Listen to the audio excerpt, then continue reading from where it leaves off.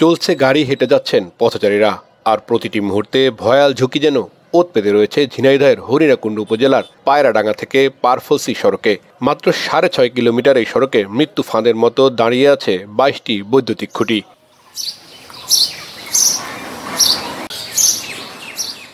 স্থানীয়দের অভিযোগ, সড়ক উন্নয়নের সময় খুঁটিগুলো না সরিয়েই কাজ করেছে ঠিকাদারি প্রতিষ্ঠান।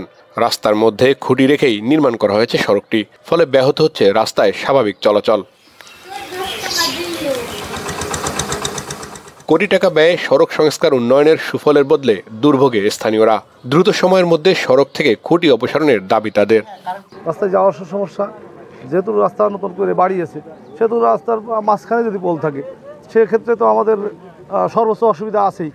এবং আমরা চাচ্ছি, সরকারের দৃষ্টি আকর্ষণ করছি আপনাদের মাধ্যমে, পোলটা সরিয়ে অন্যত্র সরিয়ে দেওয়া হোক, রাস্তাটা যাতে সোজাভাবে থাকে, মানুষ ভালোভাবে যাতায়াত করতে পারে।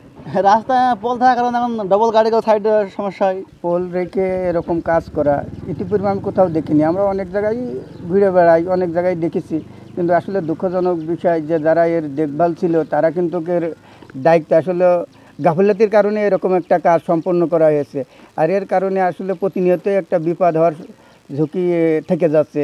ইতিমধ্যে আমাদের গ্রামে 2-3টা অ্যাক্সিডেন্ট হয়েছে শুধু এই বিদ্যুতের পোলের কারণে, যে রাস্তার মাঝখানে বিদ্যুতের পোল থাকার কারণে দেখা যাচ্ছে যে তারা বুঝতে পারছে না।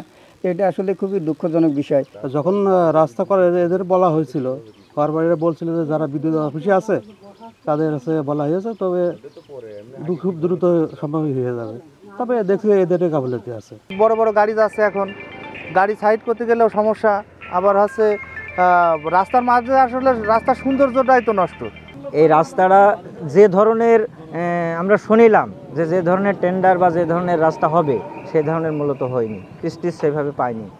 তারপরেও যে বিদ্যুৎ লাইনের যে খাম্বাগুলো, এই খাম্বাগুলো কোথার থেকেও সরায়নি, যে অবস্থায় আছে এই অবস্থায় তারা কাজ করে বেরিয়ে গিয়েছে। রাস্তায় যাওয়ার সমস্যা, যেহেতু রাস্তা নতুন করে বাড়িয়েছে, সেহেতু রাস্তার মাঝখানে যদি পোল থাকে সেক্ষেত্রে তো আমাদের সর্বোচ্চ অসুবিধা আছেই।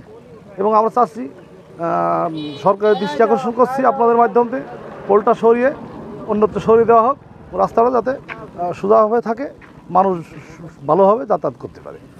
এলজিইডি কর্তৃপক্ষ বলছে, সড়ক সংস্কারের সময় পল্লী বিদ্যুৎ সমিতিকে বারবার বলার পরও তারা কোনো পদক্ষেপ নেয়নি। অন্যদিকে এ ব্যাপারে নীরব পল্লী বিদ্যুৎ কর্তৃপক্ষ।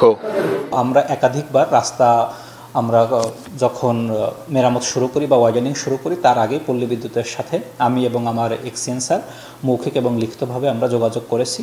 এবং আপনারা অবগত থাকবেন যে দীর্ঘদিন যাবৎ পল্লী বিদ্যুৎ সমিতি এবং বোর্ডের মাঝে একটা জটিলতা থাকার কারণে ওনাদের পক্ষ থেকে আমাদের যে এস্টিমেশনটা দরকার, মেইনলি আমরা কত টাকা ঠিকাদার কর্তৃক জমা দিতে হবে স্থানান্তরের জন্য, সেই এস্টিমেশনটা পেতে আমাদের লেট হয়েছে। এবং এস্টিমেশন পাওয়ার পরেই ঠিকাদার কর্তৃক এক্সচেঞ্জ স্যারের মাধ্যমে টাকা জমা দেওয়া হয়েছে। মেইনলি আর কি আমরা আসলে কত টাকা জমা দিব আমার পোল স্থানান্তরের এগেইনস্টে, সেই প্রাক্কলনটা আসলে পেতে আমাদের লেট হয়েছে পল্লী বিদ্যুৎ সমিতি থেকে। উইকেয়ার প্রকল্পের আওতায় প্রায় 16.5 কোটি টাকা ব্যয়ে সড়কটির উন্নয়নের কাজ করেছে মেসার্স মঈনুদ্দিন বাশী নামের একটি ঠিকাদারি প্রতিষ্ঠান।